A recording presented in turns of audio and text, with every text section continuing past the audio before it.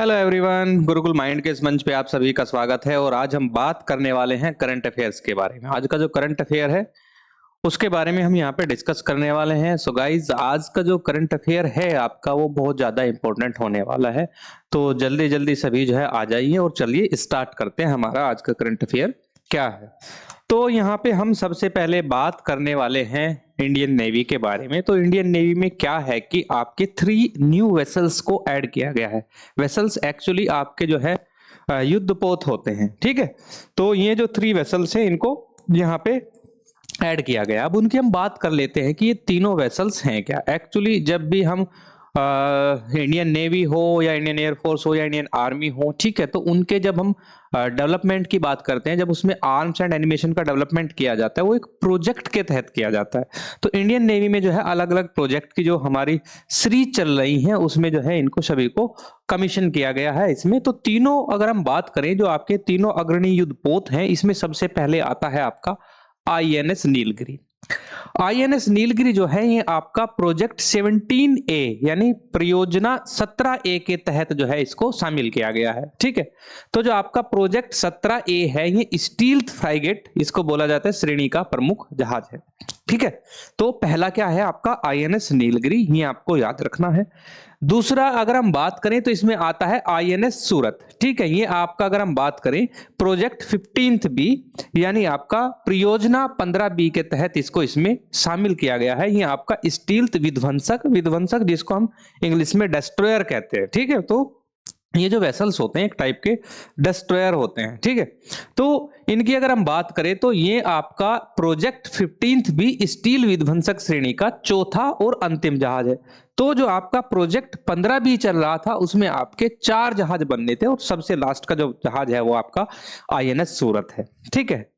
इसी तरह आपका अगर देखा जाए तो आईएनएस वागसीर ये स्कॉर्पियन श्रेणी परियोजना है और इसकी छठी अंतिम पनडुब्बी है। तो आपने पहले पढ़ा होगा कि जो आपकी प्रोजेक्ट स्कॉर्पियन कैटेगरी की जो चल रही थी आपकी, तो उसमें जो है आईएनएस बेला, आईएनएस वागसीर, ठीक है, आईएनएस कलवरी, तो ये श्रेणियां चल रही थी। अब उसमें जो है वो जो श्रेणी का जो हमारी परियोजना थी वो खत्म हो चुकी है। लास्ट वाली जो थी छठी जो आपकी ये श्रेणी थी आईएनएस वागसीर, तो ये जो है इसमें बन गया है, इसको कमीशन कर लिया गया है, ठीक है। तो ये जो है अंतिम पनडुब्बी है आपकी आईएनएस वागसीर और बुधवार को मुंबई स्थित नौसेना डॉकयार्ड में भारतीय नौसेना में इसको कमीशन कर लिया गया है। तो ये आपको ध्यान रखना है। तो ये हमारी न्यूज है आपकी, ठीक है।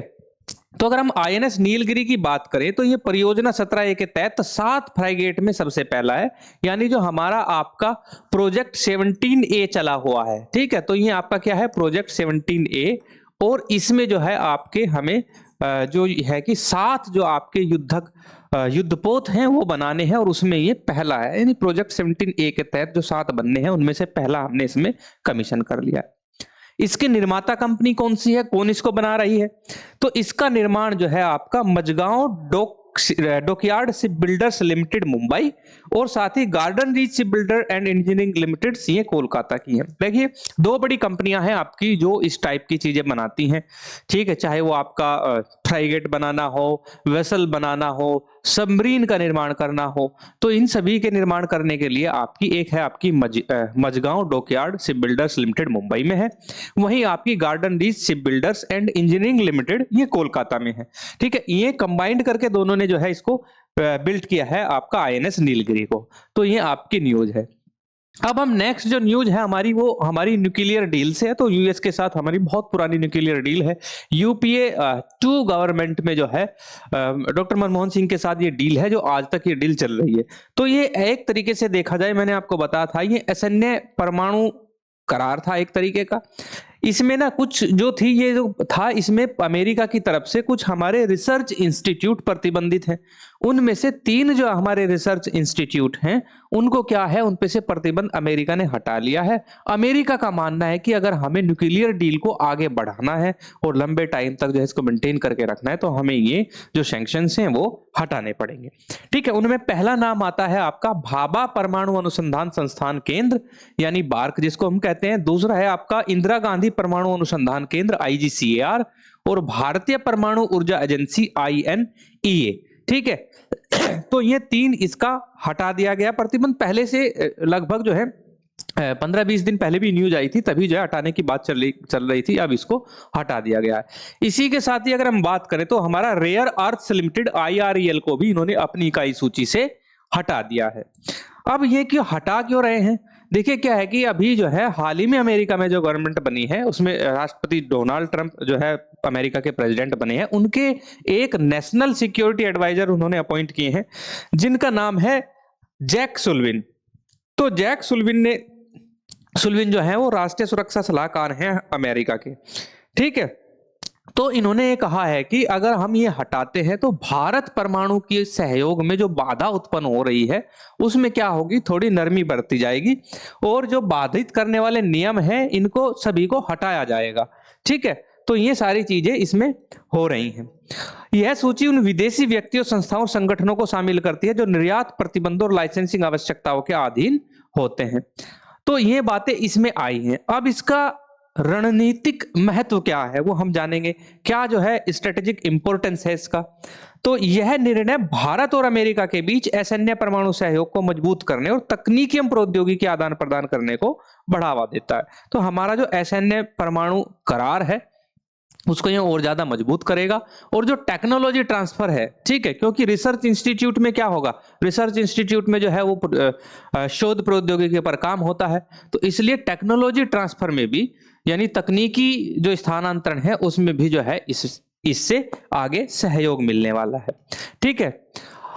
अब हम नेक्स्ट हमारी जो न्यूज है वो हमारी UNRWA से है। अब UNRWA है क्या, ठीक है, ये एक्चुअली जो है आपका ये United nation relief and worship agency है, ठीक है।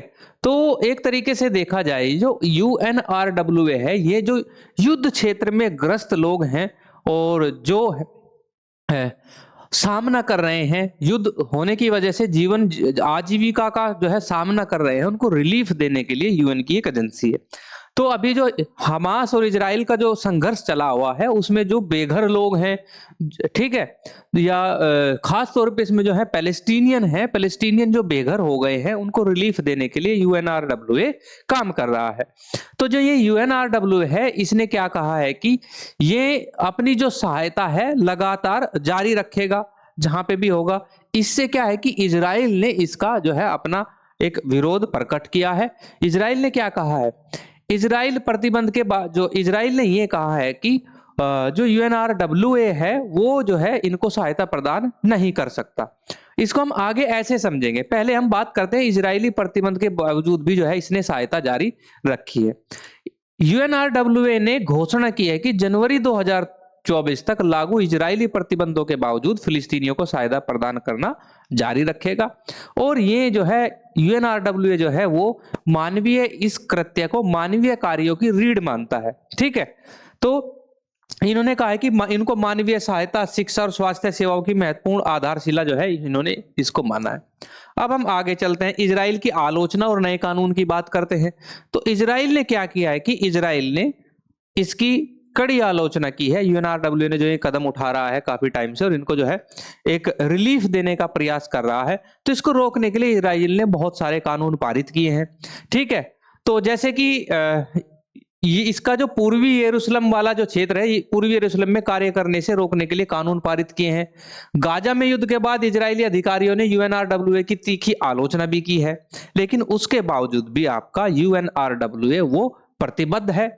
और इसके प्रमुख जो फिलिप लाजारिनी है उन्होंने कहा है कि एजेंसी के स्थानीय कर्मचारी सहायता और वितरण, प्राथमिक स्वास्थ्य सेवाएं और शिक्षा प्रदान करना जारी रखेंगे, ठीक है। साथ ही जो है इनको परिचालन की चुनौतियों का सामना करना पड़ रहा है क्योंकि संचार जो कम्युनिकेशन की लैक ऑफ कम्युनिकेशन है यानी संचार की कमी है, और बहुत जगह वीजा प्रतिबंध जो है UNRWA पर लगा दिए गए हैं, तो उस वजह से भी जो है इस पर जो है प्रॉब्लम आ रही है। और गैर फिलिस्तीनी कर्मचारी गाजा में प्रवेश नहीं कर पाएंगे, जो गैर फिलिस्तीनी है वो गाजा में नहीं प्रवेश कर पाएंगे, तो इसलिए भी इनको जो है एक तरीके से देखा जाए परिचालन की चुनौतियों का सामना करना पड़ रहा है। तो इस तनावपूर्ण जो माहौल है इसकी अगर हम बात करें तो इजरायली दुष्प्रचार अभियान के बीच काम करना जो है चुनौतीपूर्ण होगा। साथ ही UNRWA के जो प्रमुख है जिनका नाम है फिलिप लाजरिनी, इन्होंने कहा है कि इजराइल ने जो है वो अंतरराष्ट्रीय कानून की अवहेलना की है। ठीक है, तो इन्होंने कहा है इजरायली प्रतिबंधों को अंतरराष्ट्रीय कानून का इन्होंने उल्लंघन के रूप में वर्णित किया है, और साथ ही कहा है कि इसे यूएनआरडब्ल्यूए के लिए शत्रुतापूर्ण माहौल भी इन्होंने बताया है। तो ये हमारी उससे रिलेटेड एक न्यूज है। अब हम नेक्स्ट है हमारा, ये जो है दक्षिण कोरिया के जो है प्रेसिडेंट हैं, इनको इम्पीच कर दिया गया है, यानी इन पर महाभियोग लगाकर इनको राष्ट्रपति पद से हटा दिया गया, और उसके बाद जो है इनको क्या किया गया है, गिरफ्तार कर लिया गया है। तो इनको गिरफ्तार अगर इनको गिरफ्तार किया गया है तो ये देश के पहले राष्ट्रपति होंगे जिनको जो है राष्ट्रपति पद पर रहते हुए गिरफ्तार कर दिया गया है। तो दक्षिण कोरिया के महाभियोग नेता यून को मार्शल लॉ लागू करने के प्रयास के लिए गिरफ्तार किया गया। ठीक है, अब इनके ऊपर क्या था कि इनके ऊपर आरोप थे, महाभियोग लगाए गए दक्षिण कोरियाई नेता यू सुंग येओल को बुधवार को मार्शल लॉ लागू करने के प्रयास के तहत गिरफ्तार कर लिया गया। इस तरह वे देश के इतिहास में हिरासत में लिए जाने वाले पहले राष्ट्रपति बन गए हैं। तो ये भी एक न्यूज है। तो ये क्या थे कि जो आपके यू सुंग येओल है, ये जो दक्षिण कोरिया है वहां पे क्या थे कि मार्शल लॉ लागू करने वाले थे। तो मार्शल लॉ लागू करने की वजह से इनको क्या किया कि वहां की जो जुडिशियरी है, ठीक है, उन्होंने क्या किया कि इनके ऊपर जो है महाभियोग लागू किया, और अभी इनको क्या है अरेस्ट कर लिया गया है। अब क्या है कि ये कहानी हम ऐसे समझेंगे, कोरिया जब आपका डिवाइड हुआ तो वो दो पार्ट में हुआ, नॉर्थ कोरिया, नॉर्थ और साउथ। ठीक है, यानी नॉर्थ कोरिया अलग था और साउथ कोरिया अलग था। तो इतिहास के पन्नों को अगर हम पलटने का प्रयास करें तो नॉर्थ कोरिया से साउथ कोरिया जो है वो एक डेमोक्रेटिक कंट्री बनने के लिए ही अलग हुआ था, जबकि नॉर्थ कोरिया में जो है वो कम्युनिस्ट गवर्नमेंट थी। और अभी नॉर्थ कोरिया में क्या है कि वहां पे देखा जाए तो वहां पे कम्युनिस्ट गवर्नमेंट है, यानी साम्यवादी सरकार है। ठीक है, लेकिन साउथ कोरिया में जो है वो आपकी देखी जाए तो वहां पे एक डेमोक्रेटिक गवर्नमेंट है। ठीक है, और ये क्या कर रहे हैं कि ये जो डेमोक्रेटिक गवर्नमेंट है यहाँ पे, तो ये जो प्रयास कर रहे थे, थोड़ा थोड़ा इनका जो चाल चलन था वो नॉर्थ कोरिया जैसा होता जा रहा था। ये भी यहाँ पे जो है एक तरीके से देखा जाए तो मार्शल लॉ लागू करने वाले थे। लेकिन इसमें देखा जाए तो इनके जो पूर्व अभियोजक हैं, जिन्होंने 2022 में रूढ़िवादी पीपल्स पावर पार्टी को जीत दिलाई, श्री यून को विद्रोह का दोषी पाए जाने पर मृत्युदंड या आजीवन कारावास की सजा भी हो सकती है। तो दोनों चीजें इसमें देखा जाए तो हो सकती हैं। ठीक है, चलिए अब हम नेक्स्ट लेते हैं। अब ये जो न्यूज है हमारी, ये बांग्लादेश सुप्रीम कोर्ट की है। तो बांग्लादेश के जो सुप्रीम कोर्ट है, यानी बांग्लादेश का जो सर्वोच्च न्यायालय है, उन्होंने जो है अभी अपना एक वर्डिक्ट दिया है। वर्डिक्ट में बांग्लादेश की जो है पूर्व नेता खालिदा जिया और साथ ही उनके बेटे दोनों को जो है वो रिहा कर दिया गया है। तो रिहा करने से क्या है कि अभी बांग्लादेश में हो सकता है कि दोबारा से चुनाव का माहौल बन जाए, फिर से चुनाव जो है लड़ा जाए। और कल भी मैंने न्यूज में बताया था कि बांग्लादेश में जो है वो डिमांड की है चुनाव की, तो इनको बरी कर दिया गया है।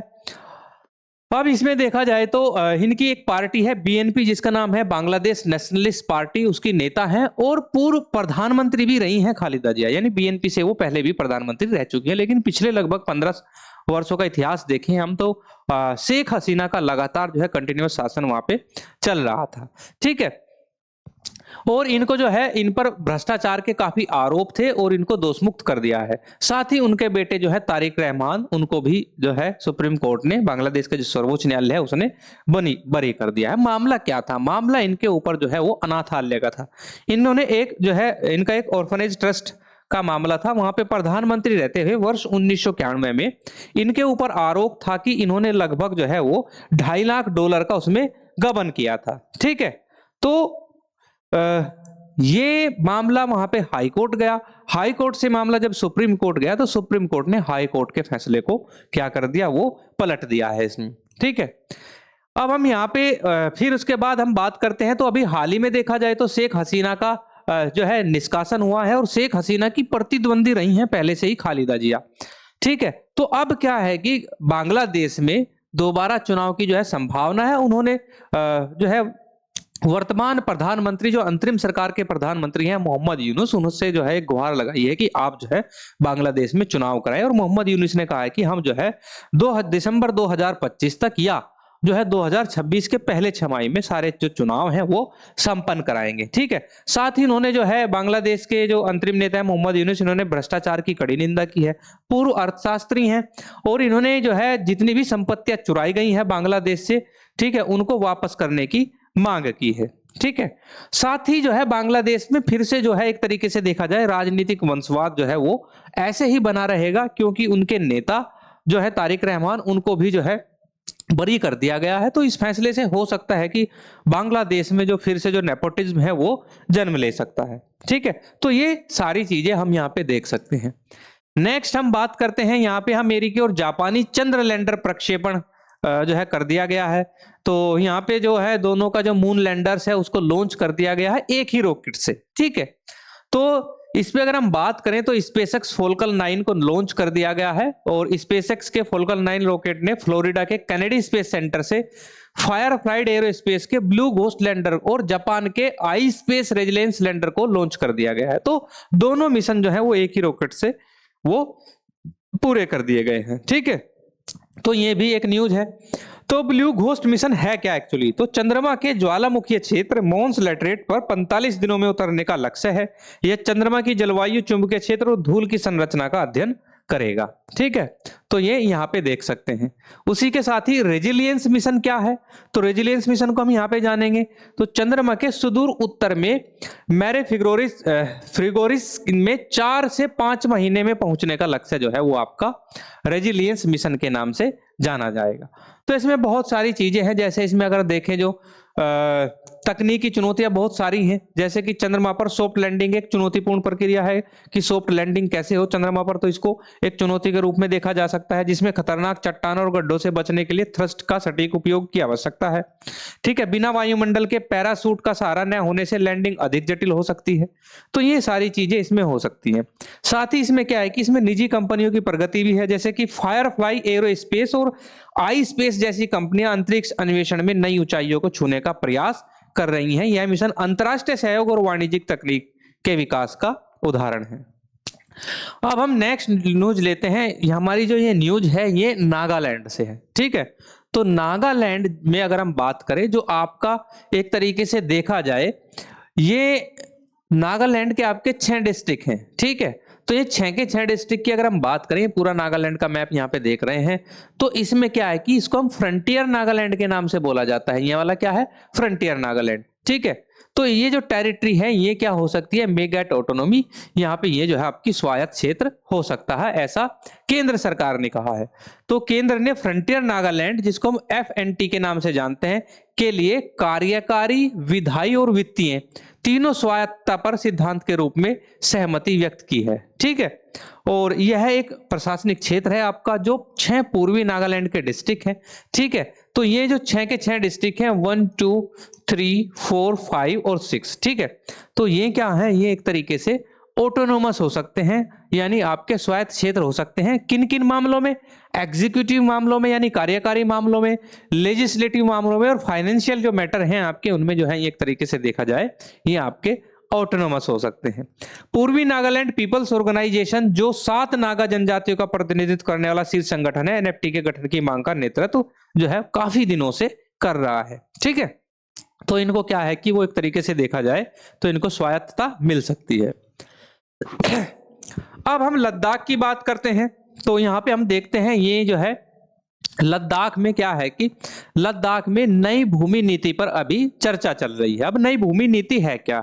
एक्चुअली मैं आपको थोड़ा सा बताना चाहता हूं कि हिमाचल प्रदेश, लद्दाख और जम्मू कश्मीर के कुछ इलाकों में जो पहाड़ी इलाके हैं आपके, वहां पे एक जो है प्रथा है जिसको नो तोड़ कहा जाता है। नो तोड़ का नो का मतलब नहीं और तोड़ का मतलब तोड़कर। ठीक है, तो इसमें क्या होता है, जो ट्राइबल्स होते हैं या पहाड़ी जो भी लोग होते हैं, वो बंजर भूमि को तोड़कर उसको एग्रीकल्चर लैंड में परिवर्तित कर देते हैं। ठीक है, तो उसके बाद जो है वो भूमि जो है उस पर वो खेती करने लगते हैं। अब ये नो तोड़ वाला जो मैटर है, इसमें क्या होता है कि वो उस पे जो है काफी बार चर्चा हुई है कि उनको जो है एक तरीके से मालिकाना हक उनको दिया जाए।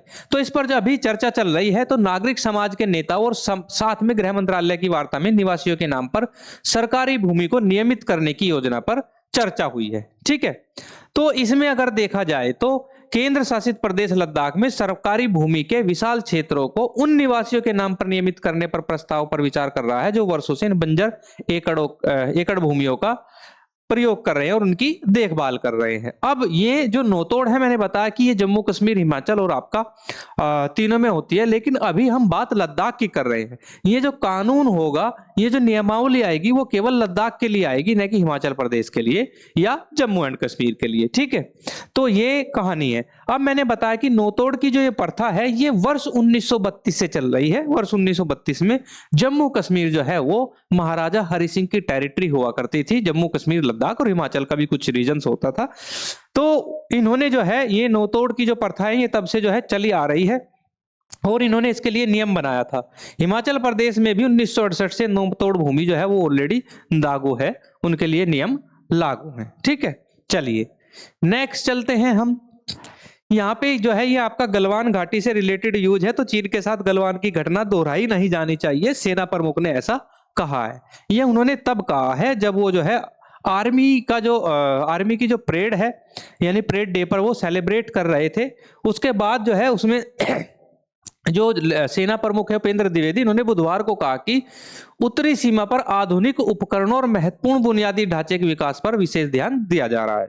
तो अभी हाल ही में आपने देखा होगा कि हमने जो है 100 आपके जो इलेक्ट्रॉनिक खच्चर हैं वो सेना में शामिल की हैं। ठीक है, यानी जो इलेक्ट्रॉनिक रूप से, कृत्रिम रूप से रोबोटिक खच्चर जिनको हम कहते हैं, वो इसमें जो है एक तरीके से उनका प्रदर्शन किया गया था।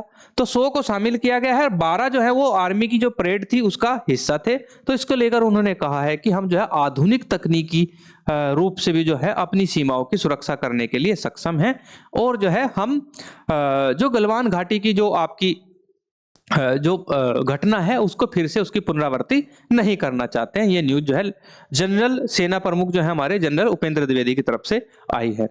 नेक्स्ट चलते हैं हमारा, ये जो न्यूज है आपकी, ये जो है आपकी फेमस प्रोबेशनरी आईएएस पूजा खेड़कर से, ट्रेनी आईएएस थी एक पूजा खेड़कर। तो उन पर आरोप है कि उन्होंने जो सिविल सर्विसेज की जॉब ली है उसमें जो है उन्होंने बहुत सारे फर्जी दस्तावेजों का प्रयोग किया है। ठीक है, तो उनको लेकर जो है अभी ने सुप्रीम कोर्ट ने थोड़ा सा रिलीफ दिया है। ठीक है, 14 फरवरी तक जो है उनको अरेस्ट ना करने का आदेश पुलिस को दिया है। ठीक है, तो इन पर धोखाधड़ी का मामला है, गलत तरीके से ओबीसी और दिव्यांग कोटे का लाभ लेने के आरोपी हैं। पूर्व आईएएस और प्रोबेशनर पूजा खेड़कर को 14 फरवरी तक पुलिस की दंडात्मक कार्रवाई से संरक्षण प्रदान किया गया है। ठीक है, और ये जो संरक्षण है इसकी अगर हम बात करें तो सुप्रीम कोर्ट के न्यायमूर्ति बीवी नागरत्ना और न्यायमूर्ति सतीश चंद्र शर्मा की खंडपीठ ने जो है उनको एक तरीके से अग्रिम जमानत दी है। ठीक है, दिल्ली सरकार और संघ लोक सेवा आयोग को भी नोटिस जारी किया है इन्होंने। पीठ ने आदेश दिया कि नोटिस जारी कर 14 फरवरी 2025 तक जवाब मांगा जाएगा। तो ये इनके ऊपर है। मामला है क्या एक्चुअली? मामला ये है कि जो पूजा खेड़कर हैं उन्होंने 2 सर्टिफिकेट जो है वो लगाए जिनकी बेस पर उनको रिजर्व कैटेगरी में डाला गया। एक था ओबीसी का और दूसरा जो है इन्होंने लगाया था ये एक्चुअली इन्होंने दिव्यांग कोटे का, जिनको फिजिकली डिसेबल हम बोलते हैं। ठीक है, तो इसमें क्या था कि ओबीसी में जो सीमा होती है आपकी क्रीमी लेयर की, वो जो है आपकी 8 लाख एनुअल इनकम जो है परिवार की नहीं होनी चाहिए, लेकिन इनकी जो ऑलरेडी इनकम है वो बहुत ज्यादा थी, तो इसलिए इनकी जो है जांच चल रही है। दूसरा इनके ऊपर है फिजिकली डिसेबल, इन्होंने अपने आप को बताया था। इन्होंने जो है कलर ब्लाइंडनेस जो है जिसको वर्णांधता कहते हैं, उस बीमारी से ये ग्रसित हैं, ऐसा सर्टिफिकेट इन्होंने लगाया है, लेकिन दोनों में भी ये नहीं है। ठीक है, इनसे जवाब मांगा गया है। तो ये जो न्यूज है वो आपकी पूजा खेड़कर से रिलेटेड है। चलिए नेक्स्ट हम बात करते हैं जो है यहाँ पे अगर हम बात करें तो top courts asked Kerala not to publish data on church denominations. तो यहाँ पे कहा है सुप्रीम कोर्ट ने कि जो धार्मिक आपके संस्थान है जैसे चर्च है या कोई भी है, फिलहाल चर्च के मामले में इन्होंने बताया है, तो सर्वोच्च न्यायालय ने केरल सरकार से चर्च संप्रदायों के आंकड़े प्रकाशित न करने को कहा है। जैसे कि इसमें हम बात करें आपके जैसे कि रूढ़िवादी आंकड़े हैं, जैसे मलंकारा है, जैकोबाइट्स हैं, ये भारत में क्या है कि ये आपके चर्च संप्रदाय हैं। जैसे इसमें हम बात करें, उच्चतम न्यायालय ने बुधवार को कहा कि यह समय इस बारे में बहुत सचेत निर्णय लेने का है कि न्यायपालिका को धार्मिक मामलों में किस हद तक हस्तक्षेप करना चाहिए। ठीक है, तो ये सुप्रीम कोर्ट ने जो है कहा है कि ज्यादा हस्तक्षेप नहीं कर सकती धार्मिक मामलों में जो है न्यायपालिका, उसको एक सीमित दायरे में जो है जो आपके रिलीजियस मैटर हैं उनमें इंटरवेंशन अपना करना चाहिए, हस्तक्षेप करना चाहिए। साथ ही न्यायालय ने केरल सरकार से कहा कि वह राज्य में परस्पर विरोधी रूढ़िवादी मलंकारा और जैकोबाइट संप्रदाय की जनसंख्या, चर्च और परिसंपत्तियों के बारे में न्यायालय द्वारा मांगे गए आंकड़ों को प्रसारित या प्रकाशित न करें, उनको जो है पब्लिक डोमेन में न डाले, ये सुप्रीम कोर्ट ने कहा है। नेक्स्ट चलते हैं हम, नेक्स्ट है हमारी ये न्यूज, कर्नाटक के पूर्व मुख्यमंत्री हैं बीएस येदियुरप्पा, भारतीय जनता पार्टी के जो है कर्नाटक के वरिष्ठ नेता माने जाते थे और वो कर्नाटक के जो है चीफ मिनिस्टर रह चुके हैं। इनके ऊपर पहले भी मैंने बताया था कि एक पॉक्सो एक्ट का केस लगा हुआ है। अब ये पॉक्सो का जो केस लगा हुआ है, इसकी अगर हम बात करें तो अभी जो है स्टेट गवर्नमेंट की तरफ से जो एजेंसी होती है जिसकी जांच कर रही है सीआईडी, तो उसने हाई कोर्ट को बताया है कि जो है इनका जो मामला है किसी भी प्रकार से रद्द नहीं किया जा सकता। क्यों नहीं किया जा सकता? क्योंकि जो पीड़िता है, पीड़िता ने जो है अपना जो बयान है मजिस्ट्रेट के सामने अपना बयान दर्ज कराया है, जिसमें बीएस येदियुरप्पा के खिलाफ शिकायत में लगाए गए आरोपों की पुष्टि की गई है। साथ ही इन्होंने बताया कि हालांकि इसका कोई जो है प्रत्यक्षदर्शी यानी आई विटनेस नहीं है, फिर भी ये केस जो है वो रद्द नहीं किया जा सकता। तो इन पर जो है ये मामला जो है चल रहा है और इनका आपराधिक मामला है और इसको खारिज नहीं किया जा सकता। तो ये बीएस एक्स चीफ मिनिस्टर जो है कर्नाटक के बीएस येदियुरप्पा, उनसे रिलेटेड एक न्यूज है। नेक्स्ट चलते हैं, नेक्स्ट हम बात करते हैं ये जो है हाई कोर्ट ने जो है ऑर्डर दिया है कि जो टोरेस के विसिल ब्लोअर हैं उनको जो है सुरक्षा देने के लिए आदेश हाई कोर्ट ने दिया है। मामला है क्या? मामला हमारा संबंधित है प्लैटिनम हर्न प्राइवेट लिमिटेड, एक कंपनी है, इनके द्वारा संचालित है टोरेस ज्वेलरी ब्रांड। ये एक ज्वेलरी का ब्रांड है। तो इन्होंने पहले क्या किया था कि इन्होंने 500% तक वार्षिक रिटर्न का झांसा देकर कई योजनाएं शुरू की और अंततः फिर उसका भुगतान नहीं किया। ठीक है, इसमें जो है एक विसिल ब्लोअर है, वो एक चार्टेड अकाउंटेंट है, उन्होंने क्या किया कि उन्होंने इस चीज का खुलासा किया। खुलासा करने के बाद फिर उन्होंने जो है कोर्ट में कहा कि उनको जान को खतरा है, तो उस पर हाई कोर्ट ने ऑर्डर दिया कि उनको जो है सुरक्षा मुहैया कराई जाए। विसिल ब्लोअर एक्चुअली होते क्या है? विसिल ब्लोअर जो भी है समाज कल्याण के हित में या राष्ट्र हित में ऐसे जो है मामलों को उजागर करते हैं। ठीक है, जो भी मामले आपके आपराधिक हो सकते हैं या ऐसे मामले जो कहीं ना कहीं जो है वो आपके पब्लिक के हित में नहीं होते हैं, तो इन ये जो विसिल ब्लोअर्स होते हैं इनकी सुरक्षा जो है वो जिम्मेदारी है हमारे देश की। तो इसलिए क्या है कि इनको सुरक्षित करने के लिए हाई कोर्ट ने ऑर्डर किया है। ठीक है, तो ये जो है आपका ये उनसे रिलेटेड है। ये बॉम्बे उच्च न्यायालय ने जो है बुधवार को टेरिस निवेश घोटाले की धीमी जांच को लेकर मुंबई पुलिस की भी कड़ी आलोचना की है।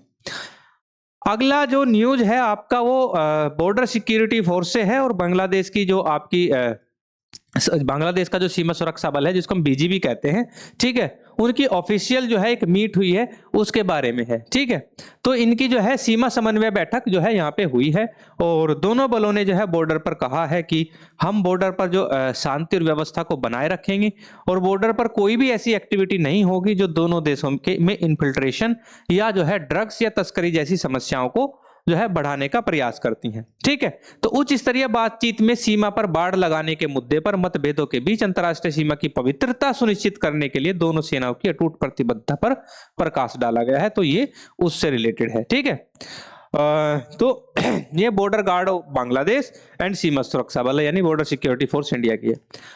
नेक्स्ट हमारा जो है गाजा जो कि हमास और इजराइल और गाजा से रिलेटेड है। तो यहाँ पे अगर हम बात करें तो गाजा युद्ध विराम समझौता लगभग तैयार है, ऐसा अमेरिका और हमास की तरफ से स्टेटमेंट आया है। साथ ही अगर हम इजराइल की बात करें तो इजराइल की तरफ से ऐसा कोई स्टेटमेंट अभी तक नहीं आया है। इजराइल के जो प्रधानमंत्री हैं नेतन्याहू, इन्होंने कहा है कि समझौते को अंतिम विवरण पर अभी भी काम चल रहा है और हो सकता है कि ये जो समझौता है और एक लंबे अरसे से चल रही जंग है जो ये हमेशा के लिए बंद हो जाए, तो इनमें जो है बातचीत चल रही है। इजराइल और हमास ने गाजा पट्टी में विनाशकारी युद्ध को रोकने के लिए संघर्ष विराम समझौते पर अपनी सहमति व्यक्त की है। तो इजराइल भी चाहता है कि इतने लंबे समय से जो ये चल रहा है ये एक तरीके से बंद होना चाहिए। ठीक है, तो ये हो सकता है। नेक्स्ट अगर हम चले अभी क्या है कि सुप्रीम कोर्ट ने चुनाव नियम में बदलाव पर जो है वो आयोग और जो आपकी सेंट्रल गवर्नमेंट है उसको नोटिस भेजा है। मामला एक्चुअली है क्या?